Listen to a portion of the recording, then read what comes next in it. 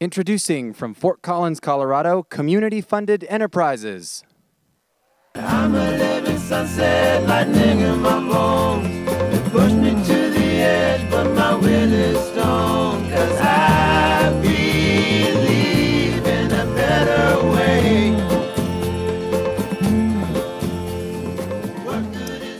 Hello everyone, I'm Ryan Stover. And I'm McCabe Callahan. And we are co-founders co-presenting the story of Community Funded. We'd like to start by thanking this amazing Blue Ocean and CSU community for bringing us all together today, because our story is all about bringing people together to support each other.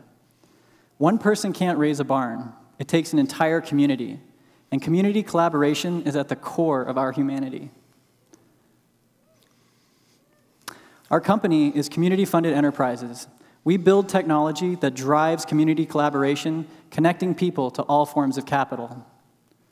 Our focus is on connecting real-world communities online to drive impact in the real world.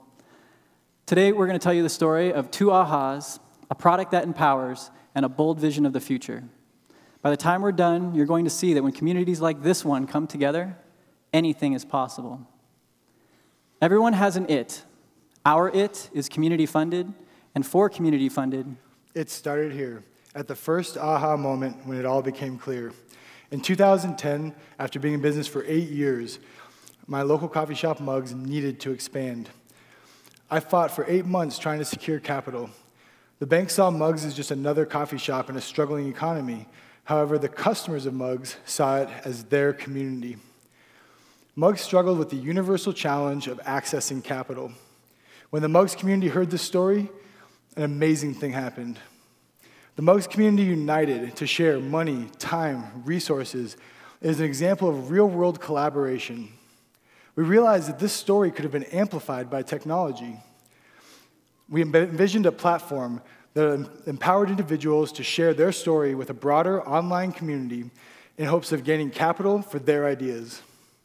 So in true startup fashion, 4 friends crammed into the spare room of a house on nights and weekends, and after 8 months and $10,000 borrowed from a friend, we launched CommunityFunded.com. We succeeded in providing a platform that allowed anyone to tell their story with a broader online community to connect with the capital they needed. CommunityFunded.com charges a 5% transaction fee and also offers consulting and other services. Now, people are always asking us how CommunityFunded.com is different from Kickstarter or the other platforms out there. Well, this example really sums it up. We're less focused on one-time project funding and all about empowering communities for good. In this example of a digital barn raising, one project united 8 breweries, 15 local businesses to raise over $80,000 to build a home for a family in need. And this is just one story. Community Funded has changed lives, it's saved lives, and it has helped many people pursue their passions. It was working. CommunityFunded.com was connecting ideas to capital. We were so excited to share what we had built with the fundraising organizations in our community, but we kept hearing the same thing. They didn't want to drive their community to our website. They wanted to preserve their brand, and they wanted to preserve their donor community. This was the second aha. There was tremendous power in the tools we had built, but people wanted to use them with their communities on their websites. So we decided, why mine for gold when you can sell the shovel? We decided to build Community Funded as a true white label solution that would allow anyone to embed a fully functioning community-funded website on their own domain. This is community funded, and with our white label technology, this is your community funded. We knew we had a powerful idea on our hands, so in early 2013, we raised a seed round from friends, family, and angel investors that aligned with our mission and vision. With these resources, we launched our white label product empowered by Community Funded. One solution, 2 lines of code, infinite possibilities. Empowered by Community Funded turns boring, unengaging online credit card forms into powerful storytelling tools. Colorado State University was one of the first to recognize what we were doing and became our first customer and development partner. They launched 2 pilots in 2013 to test the technology, hoping to drive younger and net new donors to the university. Together, we knocked this out of the park. 54% were ages 18 to 34, and 85% were new donors to the university. This is real donor engagement. With these results, they pushed forward and became the first university to offer a full centralized platform that allows students, faculty, and staff to raise capital for their ideas. The Charge platform is now connecting ideas to capital. This demonstrated the value of our new product. We needed a strategy for this product. Our strategy revolves around horizontal development and vertical growth. What I mean by this is we target an industry, we find a development partner in that industry, and then we work to refine the product. Then we turn to sell it to the others in those industries. This gives us a competitive advantage because we're working with the customers in that industry to make the perfect product. We know our customers and our market best. Let me tell you about the team that's executing this strategy. First, the founders, myself, Ryan, and Blue Hovatter. All for 3 years have been working to leverage our dynamic business backgrounds to all contribute something powerful to the vision of Community Funded. Blue Hovatter is a higher education math tutor and actively involved in the community politics. Ryan is a world-class designer and serves international clients. I've been an entrepreneur for 12 years and learned a lot about business, community, and collaboration along the way. Following the founders, we have attracted an amazing team of talent that has come around this idea of community funded. Their commitment is demonstrated in the sacrifice in both pay as well as time in this startup environment. We are also very aware of the fact that we need a CFO on our team as well as a marketing specialist to help round out what we have available. We value mentorship tremendously. We have surrounded ourselves with advisors to help us understand the best way to push Community Funded forward. They care about the mission and vision of Community Funded, and they want to see it succeed.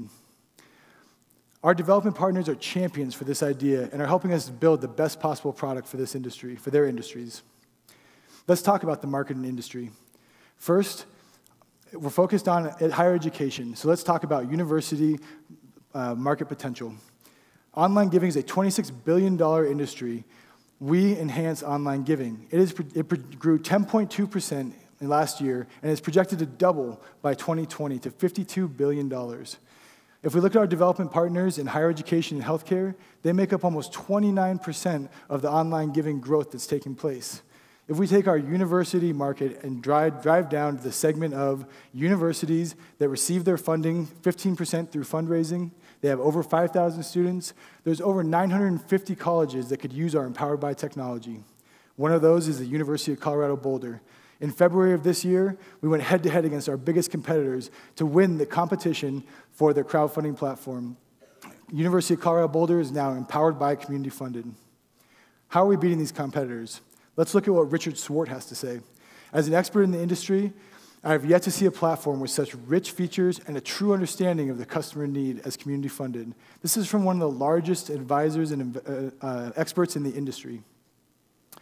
This traction has attracted customers that we didn't even expect, an organic pipeline of new uses of our technology that are coming to us. Specifically, Unite for Literacy and Community Funded has partnered to solve the problem of illiteracy in the United States. They will be unveiling our partnership solution at the Clinton Global Initiative at the end of next month. While things are going well, we are not blind to the risks that we face in this industry. In technology, you always have to be fearful of someone with more resources developing what you have. We feel like with our strategic plan and development partners, as well as an amazing team with 3 years of experience in a 5-year-old industry, we can mitigate these risks and be one step ahead of our competition. As well, we are community funded. Our brand and our mission and vision are unique. In the technology lifecycle, we are currently in the early adopters phase. This presents a challenge in the fact that we have very long sales cycles, but it also presents a tremendous opportunity for profit. We have mitigated this risk with our capital plan. Everyone we talk to says it's not about if, but when. This is the future of online giving. Since 2011, we have raised $485,000 to build CommunityFunded.com and our Empowered by Technology. We have used this money to basically, we've used this money to, or our capital plan allows us to mitigate our future risks as well as execute our strategy. We intend to raise $500,000 to buy us some more runway to be able to continue to build horizontally, sell vertically, and work with our advisors to build a 5-year solid strategic plan. We're working with a broker-dealer right now to build the investment-based technology that we need for Community Funded. When this investment-based technology comes out, we intend to use it for a future round of fundraising. It's only a slight iteration from our existing technology. Remember, one solution, 2 lines of code, infinite possibilities. Our company is Community Funded Enterprises. We build technology that drives community collaboration, connecting people to all forms of capital. We hope that our technology can be a solution for every competitor in this event. We are so thankful to be a part of this Blue Ocean Challenge, which is all about connecting ideas to resources. We want to empower this Blue Ocean community to go from this to this, so that together we can all turn more of these into these. The power of technology. Oh, so look at that. Our community is a global one. Well, Because when we come together, there's nothing we can't do. I think they're our biggest. Anything's possible when it's community funded. yeah. There wasn't supposed to be sound there, but that's our vision.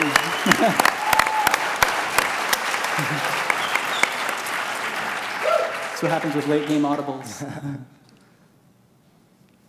Our turn? Yes, Your turn. please. Yes. So you showed the chart about your raise, your capital raise, and you're looking for another 500 grand later.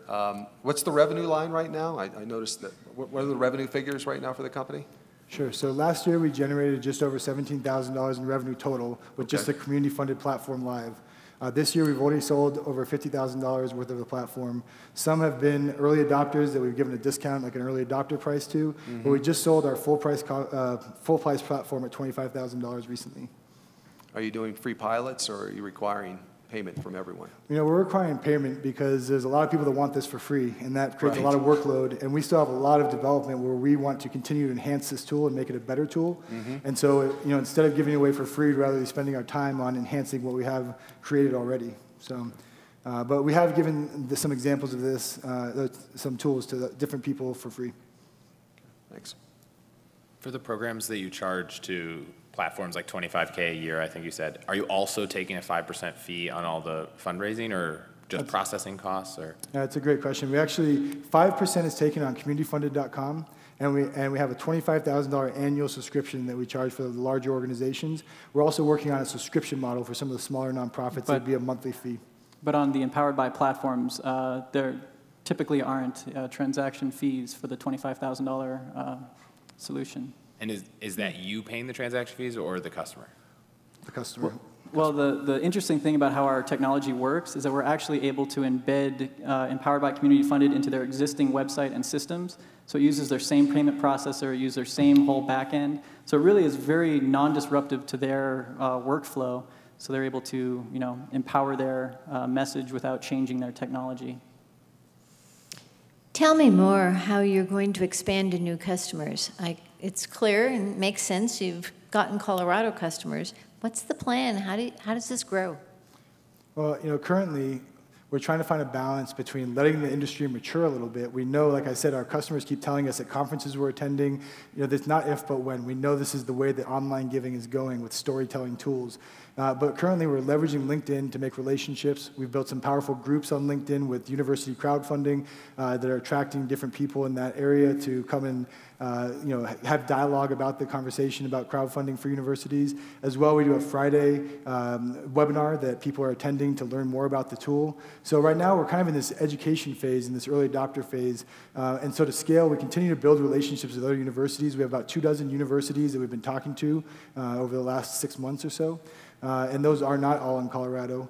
But again, it's one of those things where CSU was the first and only centralized platform to launch in just March. That's how new this is for everyone. So I hear you speak about universities, and I've forgotten the number. You said there was how many universities over 5,000 students? 950, over 950 universities in the United States. Okay, so call it 1,000 times 25K a year. If you had 100% market penetration, is that your market size? No, I mean, that's just one area. I mean, like we tried to express, you know, we're working with UC Health, who has a live pilot right now. They have launching 2 more projects in August to then do their centralized platform for the healthcare industry. We have the opportunity to reach out to Cleveland Medical through a reseller partnership that we've created with a company called Agilon. And so, you know, this is just one, you know, like I said, our strategy is to focus on one industry and then move on to the next as we make that product and are able to start selling it in that industry. What do you think will be your biggest challenge in growing this company? You know, I think the biggest challenge we've experienced so far is people have to use this tool correctly for it to work. If you just create another page, it's just another page on the internet. But if we teach people to use this tool, then they're able to actually broadcast their story through social media and other channels. And so we've included consulting and services with the contracts we're giving to teach people how to use this tool. Over time, I think we're going to be able to reduce how much time we have to actually put into teaching them because it will become more common. One of the distinct advantages that we have is that we have many years of experience now, 2 years of experience running an actual platform, so we know what it takes to make projects successful. We have all the resources. We've been told that we have the absolute best resources for any crowdfunding platform online. And so really, we have a secondary value to these customers in that we know better than all of the other competition that's out there that are just trying to sell the technology. We know the technology, and we know how to use it. And so that has been giving us a competitive advantage. Do you guys have anything that is patentable or protectable that stops other people from doing what you're doing? Yeah, you know, we took the time and money to go meet a patent lawyer, Holzler law firm down in Denver, I think it was about a year ago. And he was very clear about having 3 to 4 different items that he felt were patentable. You know, we've gone back and forth on this just with the idea of community collaboration, open source, these different things. But, you know, with the right resources, we would like to consider filing patents for this software that we've created. The challenge, again, with the patent is you have to have the money to defend it, obviously, and so I think that, you know, it's kind of made us hesitate from spending too much of our resources in that area, but we definitely have things that we feel are patentable. You described first the community-funded platform, which is kind of local fundraising campaigns that you can spread through the web, anywhere. Then you went on and started this kind of other empowered by white labeling product, and then at the end you hinted on kind of a broker-dealer, which I assume is like investing for equity platform. How do you balance having 3 completely distinct kind of business lines under one brand, and which one is your primary focus? Well, I think the real advantage of our technology, like McCabe was saying, is that it's one solution with 2 lines of code, infinite possibilities, all that. But really, we're providing a platform that allows our development partners to use it how they want. So to use equity crowdfunding tools is only a slight iteration with a broker-dealer development partner. So we're actually in development right now. We're getting pretty close to being able to launch this for them to start testing on a smaller scale. And then we'll be able to, in the same way that we're empowering universities, empower other broker-dealers. But for us, our focus isn't on running a broker-dealer platform. It's not even on running a community-funded platform. Our focus is on empowering these people to manage their communities and to empower the things that they're already doing. Yeah, I'll share with you real quick a broader vision of this is, and it ties all these pieces together to your point, is really this idea of access to capital from the time you get the inspiration in your living room until the time you become a full company, where you can start with a $10,000 reward-based crowdfunding campaign to get validation about your idea, and then raise $50,000 through reward-based crowdfunding to maybe get a sales guy. And then when it's time to actually raise money through equity, you have that opportunity, and you've been able to tell your story through this entire time, helping with due diligence for investors because you're able to see this, and you have all the tools you need with social media, email, and everything to do this. I guess maybe the better follow-up is, in 5 years, where do you see the majority of your revenue coming from? Which one of those 3 platforms? That's a good question. We've tried to do a lot of analysis around this. Unfortunately, it's such a new industry. You see these huge companies like Kickstarter doing millions of dollars a year in their revenue. So I would say that as we put more empowered by platforms on different organizations, I think that would be a good source of revenue as far as a bigger ticket item. But in the end, when this really scales to a global community, I feel like the transactions are really going to be where this main source of revenue comes from. Yeah, there's tremendous growth set to take place in the equity crowdfunding space. And I mean, since the beginning, that our sites have been on that, but it had to make sense for us. And so this developer partner model really worked well because we're building a tool for a client who knows how to use it. We don't have to be experts on equity crowdfunding. We just provide the tool that works for them. And so we're really set to move into the space that is set to grow exponentially as the crowdfunding bill gets further refined and more people get out there using it. And there's already platforms out there that are raising hundreds of millions of dollars using this technology of community-sourced investment-based funding. I think I missed it. Why is 2 lines of code a good thing? Yeah, I can speak to that. It's exciting because at a United Way presentation, I was able to create a page, install a crowdfunding platform by refreshing the screen. And the idea is that instead of spending lots of resources on building your own platform, there's a way to empower a platform immediately and leverage what's available to you at a much lower cost than the cost of paying a developer to build your own platform. So it's really trying to convey the ease in which we allow someone to install a complete platform on their website. I get that, but 2 lines of code sounds like there could be a fast follower pretty easily. No, I mean, the technology that drives it is really pretty amazing. And that's one of our competitive advantages, is that some of our competitors go to these universities and say, hey, start trying to crowdfund. We'll build you this platform over here on our website with maybe your name as part of the domain. But with our embedded community-funded pages, they're able to use this very easy to implement. I mean, the back end that drives it is very complex, and I credit our amazing development team. But it's a very seamless integration for these universities or anyone to just go into their existing systems and just use these new tools. The 2 lines of code is just a vessel for the powerful technology behind it. So the expenses going forward are primarily focused on sales and marketing, and the expenses going forward are continue to work with development partners to sell the product. And again, we really want to focus on building a solid 5-year strategic plan, because this has all happened so fast recently. We feel like we have an opportunity to pause, really look into the future, and build a plan around how we can be successful.